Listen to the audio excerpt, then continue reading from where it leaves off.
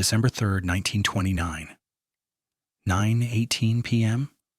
A private dining room above an Italian restaurant on East 116th Street, Manhattan. Snow clung to coats on the backs of chairs. The room smelled like cigars, garlic, and expensive cologne, the kind men wore when they wanted to look unafraid. At the center table sat Bumpy Johnson, the quiet, straight-backed, eyes heavy-lidded like a man who didn't waste movement. Across from him in a tailored overcoat sat a visitor from Chicago, Frank Capone, Al Capone's older brother. He was not the boss, he wasn't even trying to be, but he carried something almost as dangerous as authority. He carried Al's name. And tonight, that name was being used like a knife. The meeting had a purpose, a shipment route. Bootleg liquor moving from the docks to Harlem without police interference. New York crews wanted a cut. Chicago wanted control. But Frank wasn't interested in compromise. Not really. He sipped his drink, leaned back in his chair, and looked Bumpy up and down, like Bumpy was something that had wandered into the room by mistake. Then Frank smiled, and with that smile he insulted Bumpy Johnson. Slow, deliberate, loud enough that the entire table could hear. It wasn't a private insult, it was a public execution attempt. Frank said, "You Harlem boys. You think you're kings because you run a few blocks. But you're not a king." A pause. Then he added the part that made every man in that room stop breathing. "You're a servant with a gun." Silence slammed down. Even the toughest men at the table turned their eyes away, because what Frank was doing wasn't negotiation, it was a test. If Bumpy swallowed it, Harlem would be owned. If he reacted, Chicago would have its excuse, and Frank Capone wanted Bumpy to react. Because he didn't come to New York to make deals, he came to put Harlem in its place. Bumpy didn't blink, didn't speak. He just stared at Frank Capone like he was memorizing him. Frank chuckled, enjoying the attention, enjoying the discomfort, enjoying the fear building around him like heat. Then Frank went further. He reached into his coat pocket and pulled out a folded paper like it was nothing. He slapped it onto the table right in front of Bumpy. A list of names. Harlem names. Numbers next to them, addresses. And at the top, one sentence written in clean pencil. Men who will fall in line. Frank tapped it once and said, "I already spoke to your people, Bumpy. Some of them are smart. Some of them understand Chicago is the future." That was the real insult. Not the words about kings, not the servant line. This. The implication that Bumpy Johnson's circle wasn't loyal, that Harlem could be bought right out from under him. Bumpy's hand moved barely toward the paper. The room tightened. Hands drifted near coat pockets. A chair scraped. Someone's glass shook from the tremor in their fingers. Frank leaned forward and lowered his voice like he was about to offer mercy. "Here's what's going to happen," he said. "You're going to sign off on the route. You're going to take the percentage I give you, and you're going to learn what every other little empire learns." He looked directly into Bumpy's eyes. "That Chicago decides who eats." And then Frank did something that turned the whole room into a trap. He reached over and flicked Bumpy's tie with 2 fingers.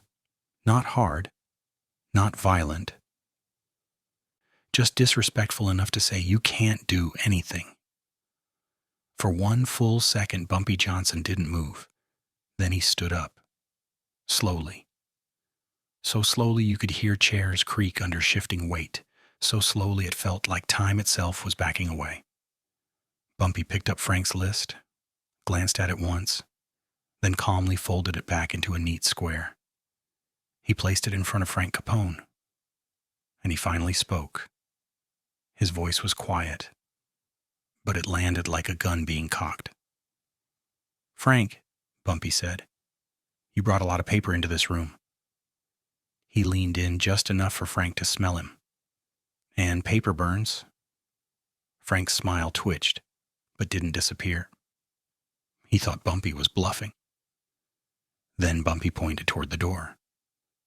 And that's when Frank realized the lock had clicked. Somebody had bolted it from the outside. The room was sealed. No exits, no witnesses. And the men standing behind Frank Capone weren't Chicago men. They were Harlem men. Frank's eyes shifted, sharp now, calculating. Bumpy's voice stayed soft. "Now tell me again," Bumpy said, "who you said was a servant." And in that moment, Frank Capone finally understood the truth. This meeting was never about liquor routes. It was about whether Frank Capone was walking out alive. Because Bumpy Johnson had just turned the insult into a death sentence, and Frank Capone had no idea what Bumpy was about to do next, but he could feel it.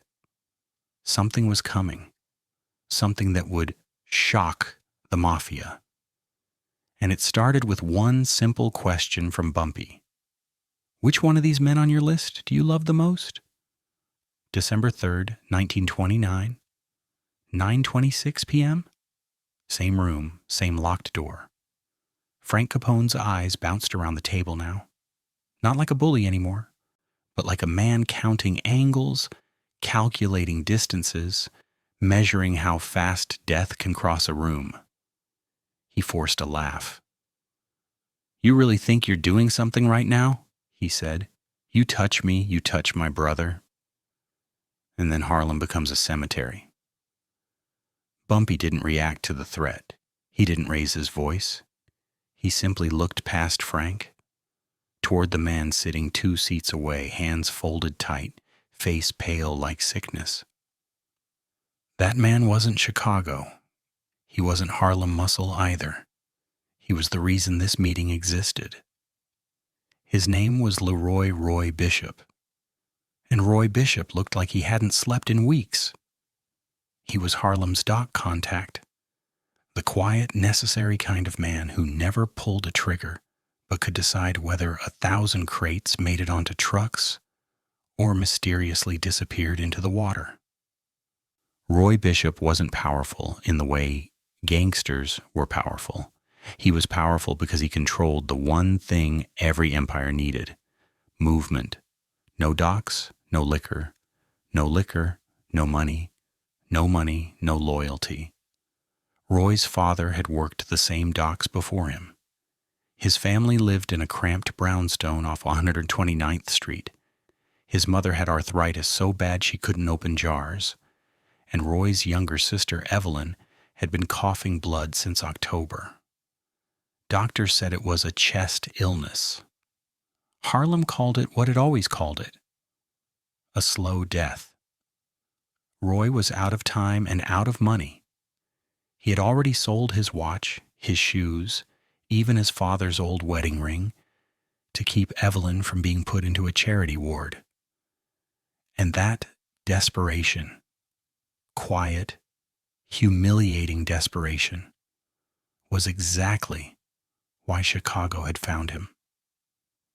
Because Frank Capone didn't just bring papers into rooms. He brought pressure.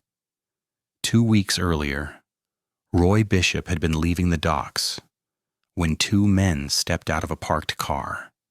They didn't shout. They didn't threaten first. They simply said, "Frank Capone knows you." Roy didn't even respond. He just kept walking. That was when one of them grabbed his elbow, not hard but firm, and whispered in his ear, "We also know your sister's hospital." Roy had stopped walking. Not because of fear for himself, because the words carried a picture with them: Evelyn alone in a bed, hands trembling, lungs failing, and some stranger standing over her like an accountant. Then they gave him a location for a private talk and a sentence Roy couldn't forget. Men like you can be poor forever, or you can be smart for one night. That was the deal. Roy would quietly reroute Chicago liquor through Harlem with Capone's percentage, and in exchange, Roy would receive what Roy needed most in the world: money up front, enough to keep Evelyn alive. Roy didn't accept right away. He tried to resist, tried to pretend he was too loyal for that. But loyalty doesn't pay doctors. Then, 3 nights later, Roy came home and found his mother sitting at the kitchen table, holding a letter. The envelope had no return address. Inside was a single hospital receipt, Evelyn's, stamped in red ink, past due. And beneath it, a message typed cleanly like a business memo. 1 week. Roy Bishop had stared at that paper until his eyes burned, because it wasn't a threat, it was a countdown. So Roy did what desperate men do. He moved pieces without telling anyone. He got messages to Chicago through a messenger in the docks. He scheduled a neutral meeting, and he told himself it wasn't betrayal. It was survival. But here was the cruelest part. Roy wasn't betraying Bumpy because he hated him. He was betraying him because he loved his sister more than he feared Harlem. And now, sitting in this locked room, Roy's betrayal was no longer theory. It was a loaded gun on the table. Because Frank Capone hadn't just insulted Bumpy. He'd confessed. "I already spoke to your people," Frank had said. And Bumpy had heard the truth underneath it. "One of your men is bleeding loyalty for money." So while Frank was still smiling through his teeth, Bumpy turned slightly toward Roy Bishop. Not in anger, in recognition. Like a man looking at an animal caught in a trap. Bumpy's voice stayed calm, but it carved straight through Roy's ribs. "Roy," he said, "you look sick." Roy flinched like he'd been struck. His eyes didn't lift. His hands tightened into fists so hard his knuckles went white. Then Bumpy said the sentence that made Roy's heart drop into his stomach. "Tell me what they promised you." Roy swallowed. His mouth was dry. His thoughts were screaming at him to lie. But Frank Capone suddenly spoke, sharp and impatient. "Don't make him answer that. This is between me and you." Bumpy didn't even glance at Frank. He kept looking at Roy. Because Bumpy wasn't deciding whether to kill Frank yet. He was deciding something worse. He was deciding what to do with a man forced to choose between loyalty and his sister's life. And Roy Bishop finally whispered, voice breaking, "They promised me cash," he said. "For Evelyn. I didn't have a choice." Bumpy nodded slowly, like he'd expected it. Then he asked Roy a question so quiet, so controlled, it terrified the room more than any shout ever could. "Roy, if I let you walk out of here tonight, are you still going to sell me tomorrow?" Roy's lips trembled, because the answer, either way, could kill him. And Bumpy was waiting. December 3rd, 1929, 9:34 p.m. The room held its breath. Roy Bishop stared at the table like the wood might give him an escape route. Frank Capone watched Roy with irritation, because Frank had expected a clean transaction, not a moral collapse. He wanted Bumpy angry, reckless, predictable. Instead, Bumpy was doing something Frank didn't understand. He was making Roy speak. Bumpy leaned closer, voice steady. "Answer me." Roy's throat worked. He could feel eyes drilling into him from every angle. Harlem men who had eaten at his table, who had protected him, who had called him family. And now he could feel the other side, too. Chicago money, Chicago pressure. Chicago men who didn't care about loyalty, only results. Roy whispered, "I don't know." Bumpy nodded once. "That's a lie." Roy squeezed his eyes shut for half a second. When he opened them, there were tears there, hot, humiliated, furious. "My sister is dying," Roy said. You think I don't know what this is? You think I don't know what I'm doing?" Then he finally looked up at Bumpy. "She coughs blood every morning. She's 19, Bumpy. 19. She cries when she can't breathe. My mother prays so hard her hands shake. And the hospital doesn't accept prayers." His voice cracked on the last word. The room changed. Even the hardest men softened for the length of a blink, the way men do when they remember they have families too. But Frank Capone broke that fragile moment like a heel stomping on glass. "That's life," Frank said coldly, "and Chicago pays for solutions. Harlem pays for speeches." He raised his drink in a casual toast, like the whole thing amused him. Roy flinched at the dismissiveness. Bumpy's eyes darkened. And now Bumpy finally looked at Frank. Not furious, worse. He looked certain. Bumpy reached for a matchbook from the table, restaurant-branded, cheap paper, red lettering. He slid it between his fingers like a card dealer.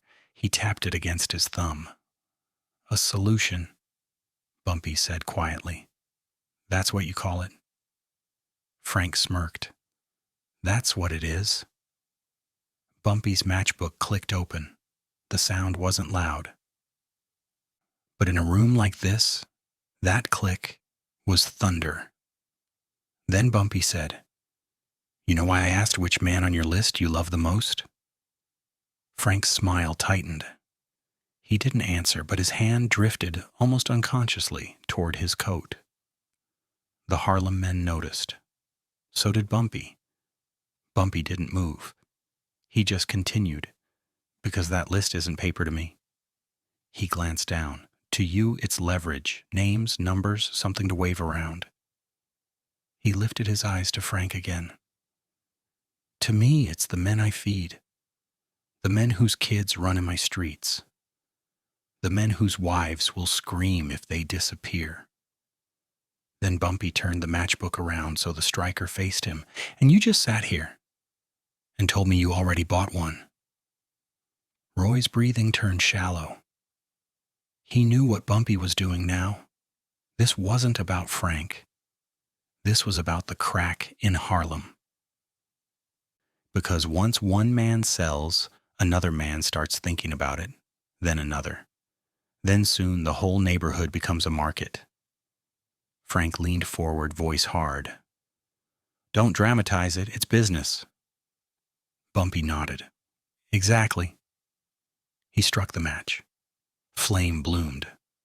Warm light flickered across Bumpy's face, painting him in orange, making his eyes look like deep wells. Frank didn't flinch. He tried not to. Roy did. And as the flame burned, Bumpy pushed a sheet of paper across the table toward Roy. Blank on one side, written on the other. Roy's eyes dropped to it. It wasn't a deal with Chicago. It was a different kind of paper. A hospital bill, stamped. Past due. Roy's mouth fell open. Because it was Evelyn's bill.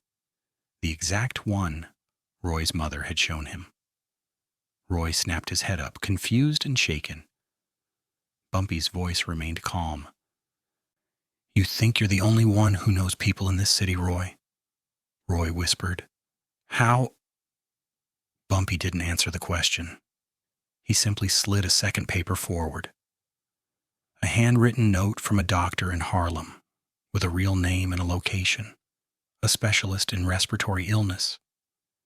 Roy stared like the words might change if he blinked. Then Bumpy slid the third thing across. An envelope. Thick. Roy's fingers trembled when he touched it. He opened it. Cash. Not a little, a lot. Enough to cover months. Roy looked up slowly, terrified of what this meant. Bumpy's eyes held him. "I could have done this yesterday," Bumpy said. "I could have done this last week." Roy's lips quivered. "Then why didn't you?" Bumpy let that sit for half a beat. Then he said, "Because I wanted to know what kind of man you are when nobody's watching." Roy's chest tightened. That sentence hit like a verdict. Bumpy leaned in, voice quieter now, almost gentle. Now you're going to make a choice in front of everyone. He pointed to the cash. Take it and stand with Harlem. Then he pointed to Frank Capone. Or keep your arrangement with Chicago and walk out with him. Roy's eyes darted between the envelope and Frank. Frank Capone's smirk returned, confident now. He said, "You take Bumpy's charity, you're his dog. You take Chicago's money, you're free." Roy's hands shook, and Bumpy, without raising his voice, added one final pressure point. "If you leave with him," Bumpy said to Roy, "I will not hunt you." Roy looked up, hope flickering. Bumpy's eyes were ice. "I will hunt the people you love." The room went dead silent. Roy's face went pale. Frank Capone stiffened, because even he could feel the seriousness in that sentence. Bumpy wasn't threatening murder for pride. He was threatening consequences for betrayal. And now Roy Bishop, the quiet dock man with the dying sister, was standing in the center of a moral fire. He could choose loyalty or survival. Roy's eyes filled, his mouth opened to speak, and then a sudden knock came from the door. 3 sharp raps, a pause, then one more. The exact code for urgent danger. Every head turned. One of Bumpy's men moved to the door and pressed his ear to it. A muffled voice hissed from the other side. "Bumpy, it's the cops." Bumpy's face didn't change, but his eyes did. Because in 1929, police didn't come to secret meetings like this by accident. They came when somebody paid them or somebody tipped them. Bumpy's gaze slid back to Roy, then to Frank, then back to Roy again. And the question in Bumpy's eyes was lethal. Who called them? December 3rd, 1929. 9:41 p.m., the knock came again, harder this time. "Police, open up!" A voice outside shouted it with the confidence of a man who already knew how this ends. Inside the room, every gangster instinct ignited at once.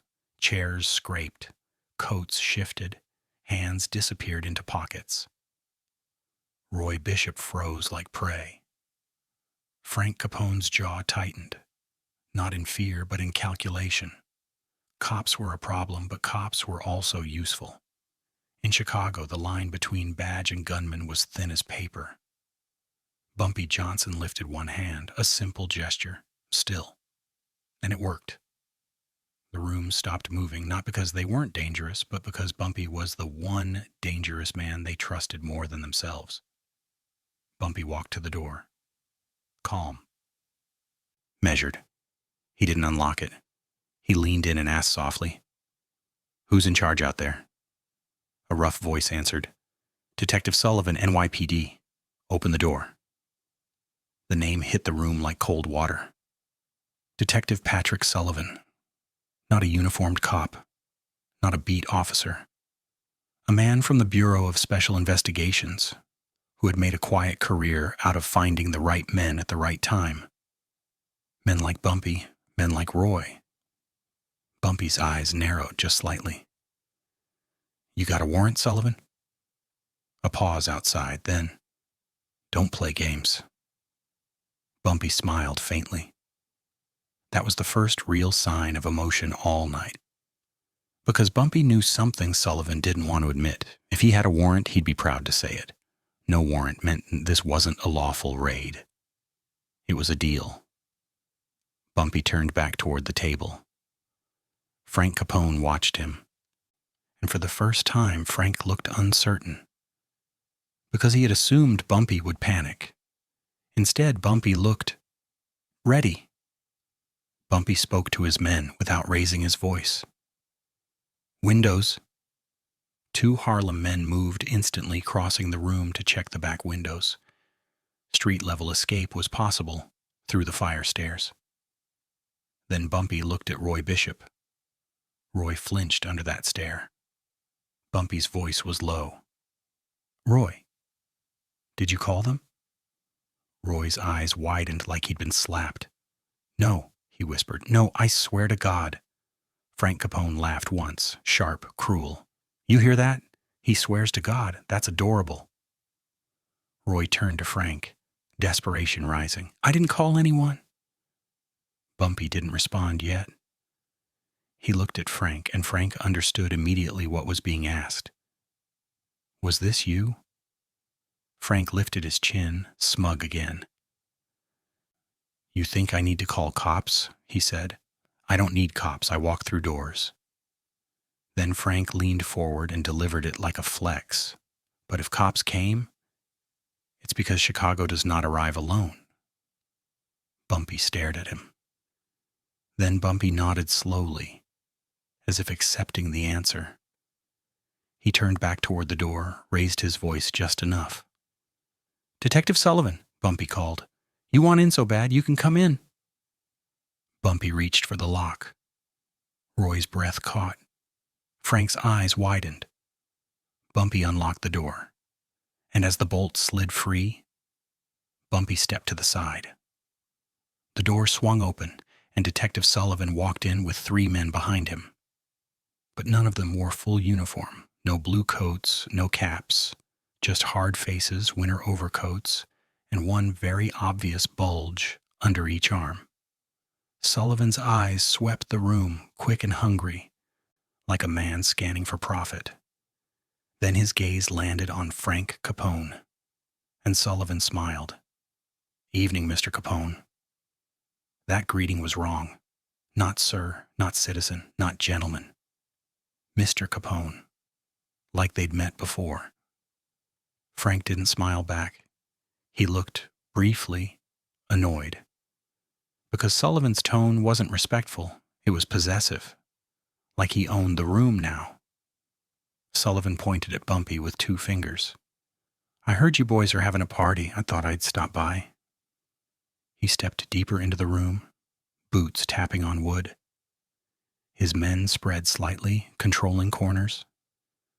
Then Sullivan's eyes locked on Roy Bishop, and Roy's entire body went rigid. Because Roy recognized Sullivan, not from crime, from hospital corridors. Sullivan had been there once before, weeks ago, standing near the nurse's desk, talking quietly to someone. Roy had thought it was nothing. Now Roy realized it wasn't nothing. It was surveillance. Bumpy noticed Roy's reaction instantly. Bumpy's voice was calm but razor-edged. Roy knows you. Sullivan shrugged. Harlem's a small world. Then Sullivan did something that made the air leave the room. He reached into his coat and pulled out a folded paper. He unfolded it and placed it on the table. It was a photograph, a black and white hospital photograph taken from a distance. Roy's sister Evelyn frail in bed, and standing near her bed, a man in a coat. Roy. Roy's face drained. Sullivan spoke casually like it was weather. Nice girl, he said. Be a shame if her breathing got worse. Roy's knees almost buckled. Bumpy's expression didn't explode. It became still. Stillness in Bumpy was a warning. Frank Capone stepped forward, angry now. What the hell is this? I didn't bring you here to threaten sick girls. Sullivan turned his head slowly toward Frank, like a dog hearing a new noise. Careful, Sullivan said. You're in New York now. Frank's hand tightened into a fist. Bumpy cut through it. Enough, Bumpy said. Then Bumpy walked to the table and picked up the photograph. He looked at it for a full second. Then he looked at Roy. Roy's eyes were wet. I didn't, Roy began. Bumpy raised his palm. And then came the twist. Bumpy turned to Sullivan and said something no one expected. Detective, you're late. Sullivan blinked. Frank Capone blinked. Roy blinked. The room didn't understand. Bumpy continued, voice even. I knew someone would bring you, Chicago or otherwise. Sullivan's smile tightened. Is that so? Bumpy nodded. You walked in here thinking you caught criminals in a room. Bumpy leaned slightly toward Sullivan. But what you actually walked into is a trap. Sullivan's face flickered with confusion. Then one of Bumpy's men, quiet, unnoticed until now, closed the door behind Sullivan and clicked the lock. Sullivan's eyes snapped toward the sound. Bumpy spoke softly. Now nobody leaves. Sullivan's men reached for their guns. But before hands could fully draw, Bumpy's men already had weapons out. Not pistols, shotguns, short-barreled, close range, lethal. The kind of weapons that don't miss in tight rooms. Frank Capone's mouth opened slightly because he realized the truth in that moment. Bumpy hadn't locked the room earlier to kill Frank. He locked it because he expected police, and he wanted them inside. Sullivan's face hardened. You're making a mistake. Bumpy shook his head once. No, detective. He walked closer, voice low enough to sound intimate. You're the mistake. Then Bumpy reached into his inner coat pocket. Sullivan's eyes narrowed, anticipating a gun. Instead, Bumpy pulled out an envelope. Not money, documents. He tossed them onto the table. They spread open slightly.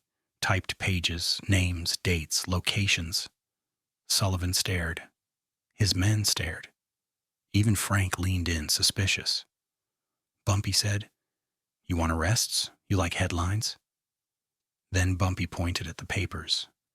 That's your badge-selling operation, Sullivan. Your payoffs, your extortion, your hospital visits, your threats. Sullivan's throat tightened. Bumpy wasn't bluffing. Because one of the papers had a signature at the bottom, a real signature. Not Bumpy's, not Roy's, not Frank's. A signature from a clerk, someone inside the city system. Proof. And Bumpy delivered the sentence that snapped the room into a new shape. I didn't invite Chicago here. He looked at Frank. I invited you here. Then he looked at Sullivan. And I invited him here. Frank Capone's face changed. He finally understood. Bumpy wasn't trying to survive the insult. He was trying to control the fallout. If he killed Frank Capone, Chicago would retaliate. War.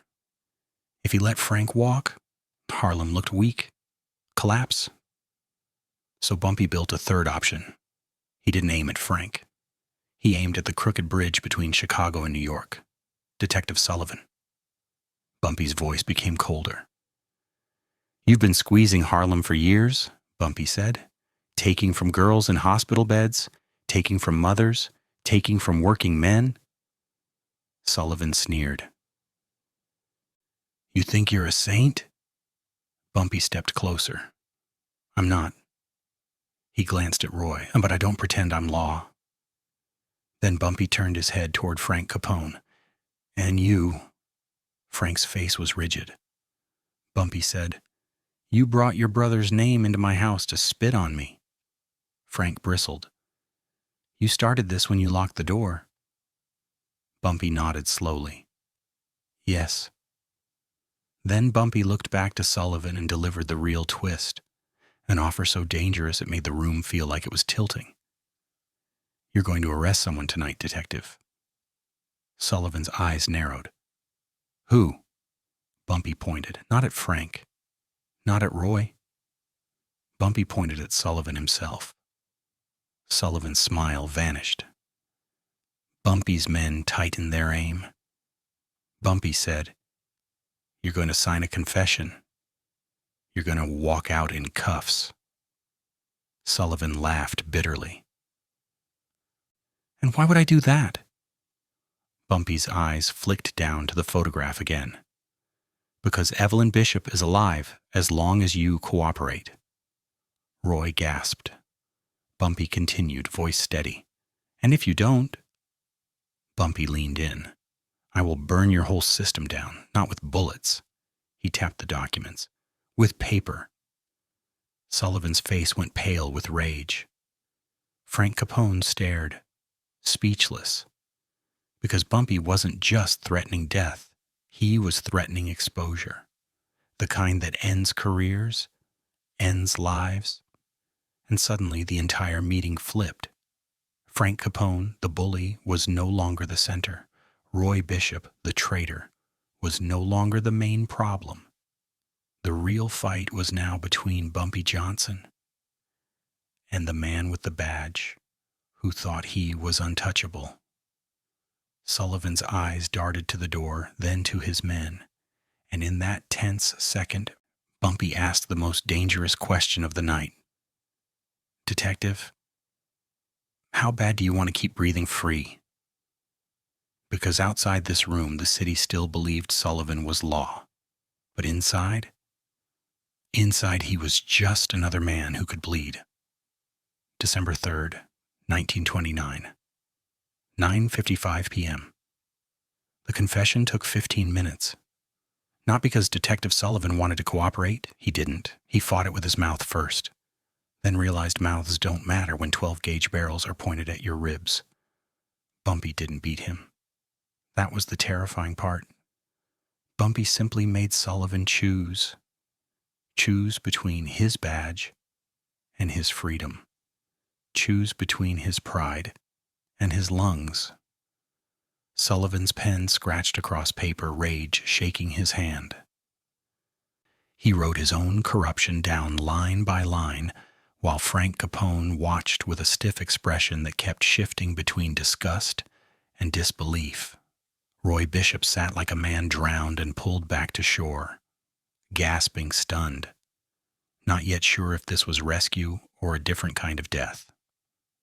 When Sullivan finished, Bumpy took the pages, read them once, and nodded. Then he said, calm as a banker, "Now you're going to walk out in cuffs." Sullivan's jaw clenched. "You do this, you'll have half the NYPD up your throat." Bumpy replied, "Not if you do exactly what I tell you." He turned to one of his men. "Bring the cuffs." Real cuffs. Cold metal. Not a prop. Sullivan looked at them like they were poison. Frank Capone suddenly spoke, voice sharp. "You're letting him live?" Bumpy didn't look at Frank. He answered while watching Sullivan. "I'm letting him carry something." Sullivan's wrists were cuffed tight.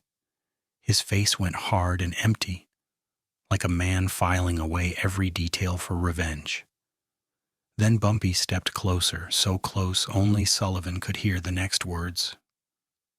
"You ever go near Evelyn again? You won't need a hospital bed." Sullivan swallowed, eyes burning. Bumpy nodded toward the door. "Walk." They marched Sullivan out, not to the street, but down the back stairs and into the alley where a car waited. The engine already running. The driver already paid. And that's when the consequence hit Frank Capone. Because once Sullivan was gone, Bumpy returned to the room and the air changed again. Now it was just Harlem and Chicago. Frank stood slowly, smoothing his coat, as if dignity could be ironed back into place. "You think you won," Frank said. "All you did was embarrass an officer." Bumpy stared at him. "No," Bumpy said. "I removed the knife you hide behind." Frank's eyes narrowed. "Al Capone is going to hear about this." Bumpy nodded. "Good." Then Bumpy slid Sullivan's signed confession across the table toward Frank. One copy. Frank's brows knitted. "What is this supposed to be?" Bumpy's voice stayed controlled. "It's proof you came here with a crooked badge. Proof you tried to buy Harlem through fear." Frank's mouth tightened. "I didn't know he'd threaten a girl." Bumpy leaned in. "That's the point," he said. "You don't control what you bring into my house." Frank stared at the pages longer now, because he realized what Bumpy had done wasn't just survival. It was leverage. Bumpy's next words landed like a trap snapping shut. You're going to take this back to Chicago, Bumpy said, and you're going to tell your brother something. Frank held Bumpy's gaze. What? Bumpy answered, Tell Al Capone Harlem is not for sale. A beat. Then Bumpy added the part that hurt Frank the most. And tell him he sent the wrong brother. Frank's face flushed. Anger, humiliation, danger mixing together. But Bumpy wasn't finished. He turned his eyes to Roy Bishop. Roy flinched. Bumpy said, Roy, your sister lives. Roy's lips trembled. And you, Bumpy continued, it will work the docks for me until your debt is paid. Roy nodded rapidly, tears spilling now. Not from relief alone, but from the weight of what he'd almost done. Bumpy stepped back and looked at both men. One of you carries shame, he said to Frank. And one of you carries guilt, he said to Roy. Then Bumpy's eyes hardened. And I carry memory. Because consequences weren't ending tonight. They were beginning. Frank Capone walked to the door with his jaw set like stone. Before leaving, he turned back and asked a final question, one that sounded like a warning. So what happens next, Bumpy? Bumpy didn't smile. He said, Next, we find out how badly your brother hates being embarrassed. December 4th, 1929. 1:12 a.m. Harlem didn't sleep that night. Word moved the way it always moves in places where danger is currency, fast, quiet, unstoppable. It traveled through barbershops, still lit after midnight, through speakeasies with backroom doors, through tenement hallways where women leaned out windows to trade fear like gossip. Not everyone knew every detail, but everyone knew the shape of it. Frank Capone came to Harlem and left different, and Detective Patrick Sullivan, the man who had been squeezing the neighborhood for years, was suddenly gone. The next morning, police cars still rolled past 125th Street like always. Uniforms still acted brave. But something in their posture had shifted. Less arrogance, less certainty, because street cops talk, and they had heard whispers that made their stomachs tight. Sullivan hadn't been transferred. He hadn't been promoted. He had been taken apart. Not with bullets, but with paper. In the hours after the meeting, Bumpy's men moved quietly through Harlem delivering messages. Not threats, instructions. To gamblers, keep your money clean. To runners, don't flash liquor at corners. To speakeasy owners, close early for a few nights. Bumpy wasn't hiding. He was preparing. Because when you embarrass a name like Capone, you don't get applause. You get storms. And Chicago's storm arrived in small ways first. By noon, a black Cadillac rolled through Harlem twice, slowly, like it was counting doors. Not NYPD, not Harlem, Chicago. Later that afternoon, a messenger showed up at one of Bumpy's spots with a single line spoken like scripture. Mr. Capone doesn't like surprises. Bumpy didn't respond with words. He responded with a gesture. He had the messenger served food, warm, respectful. Then as the messenger stood to leave, Bumpy slid a small envelope into his coat pocket. Inside was a photograph. Detective Sullivan, in handcuffs, standing beside a man who looked like a clerk. Not a criminal, a witness, a paper trail, a warning without a gun. When the messenger opened it later, his face reportedly turned the color of ash. Because that photograph said something dangerous. Bumpy Johnson could reach beyond Harlem. But the aftershock wasn't only Chicago. It was internal. Because Harlem men started asking a question no one had dared ask before. If Bumpy could break a detective, if he could humiliate a Capone, then maybe Harlem wasn't just a neighborhood anymore. Maybe it was a fortress. And that idea made some men feel safe and made other men feel threatened. Roy Bishop felt it first. 2 days after the meeting, Roy went to visit his sister and found fresh flowers beside her bed, plus an envelope with the hospital stamp. Paid. Evelyn looked better already, breathing easier, smiling faintly. Roy should have felt relief. Instead, his stomach stayed knotted. Because outside the hospital, a man leaned against a street lamp, pretending to read a newspaper. Roy recognized the posture. Not NYPD, not Harlem, Chicago. They weren't watching Evelyn, they were watching Roy, and Roy understood what loyalty cost. It wasn't just money, it was living every day knowing someone might decide you're cheaper dead than alive. That same week, one of Bumpy's smaller associates was found beaten behind a billiards hall. No robbery, no message, just broken ribs and a whispered warning reported by the bartender. Tell Johnson he's not special. Bumpy didn't rage. He didn't retaliate blindly. He simply said, Chicago is testing the fence. Then he added, almost to himself, and fences don't hold unless the posts are deep. Because Harlem had entered a new stage, it wasn't just running streets anymore. It was standing against an outside force that didn't forgive embarrassment. And Bumpy knew the truth the streets hadn't fully accepted yet. This wasn't over. Not even close. Part 7, Unexpected Ending. What's short CTA, 200 to 300 words. December 11th, 1929. 6:40 p.m. A week after the meeting, Harlem got its answer. Not from Al Capone, not from a gunman, from a coffin. It showed up at the docks at shift change, when working men were everywhere. No note, no signature. Just a polished wooden box placed like a delivery. Roy Bishop saw it first. His hands went cold before he even touched it.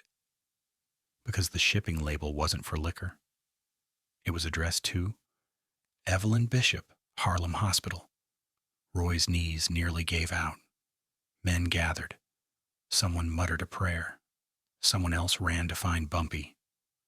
Roy forced the lid open with shaking fingers. Inside was not a body. Inside was a nurse's uniform, neatly folded, and a single glass vial. Roy recognized the label instantly. It was the medication Evelyn had been receiving all week. But the vial was empty. And taped to it was one sentence, typed clean, "We can stop paying too."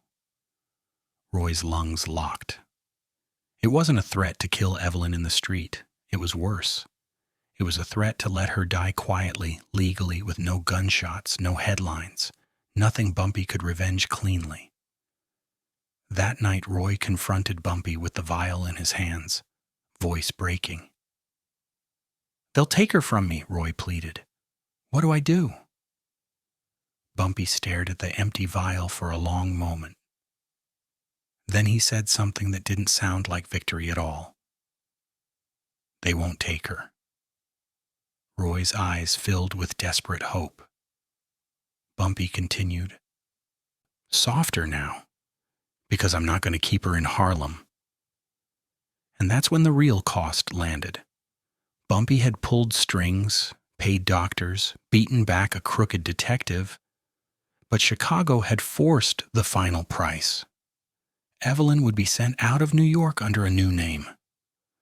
Roy would never see his sister again, not for years, because being near him would get her killed. Roy didn't scream. He just sat down like his bones had turned to sand, and Bumpy, alone in the room, finally understood what winning really meant. Not applause, not respect. Losing something you love to keep the rest alive. Because Frank Capone's insult didn't start a war, it started an exile. And Harlem paid the bill in silence. If you want parts like this with darker twists and bigger historical stakes, subscribe. Because the next story is worse than this one.